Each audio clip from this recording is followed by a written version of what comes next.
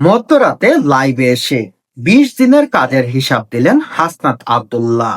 কুমিল্লা চা দেবিদ্বার আসনের সংসদ সদস্য হাসনাত আব্দুল্লাহ তার নির্বাচনী এলাকায় উন্নয়ন ও প্রশাসনিক কর্মকাণ্ড, পূর্ণ স্বচ্ছতা ও জবাবদিহিতা নিশ্চিত করার ঘোষণা দিয়েছেন।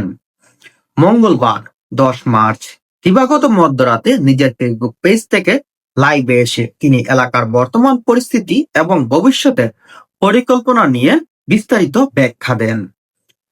লাইভে হাসনাত আব্দুল্লাহ জানান, গত ১৭ই ফেব্রুয়ারি সংসদ সদস্য হিসাবে শপথ নেওয়ার পর থেকে গত ৩ সপ্তাহ তিনি মূলত এলাকার বিভিন্ন উন্নয়ন প্রকল্প, প্রশাসনিক কর্মকাণ্ড ও সরকারি সেবার মান যাচাইয়ের কাজ চলছে।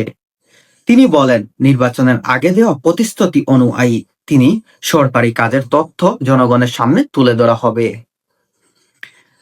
দেবিদ্বারের রাস্তাঘাটের দুর্দশার প্রধান সমস্যা হিসাবে চিহ্নিত করে তিনি জানান, বর্তমানে সড়ক ও জনপদের অধিদপ্তর, এলজিওডি ও পিআইও অফিসের আওতানে বেশ কিছু সড়কের উন্নয়ন কাজ চলছে।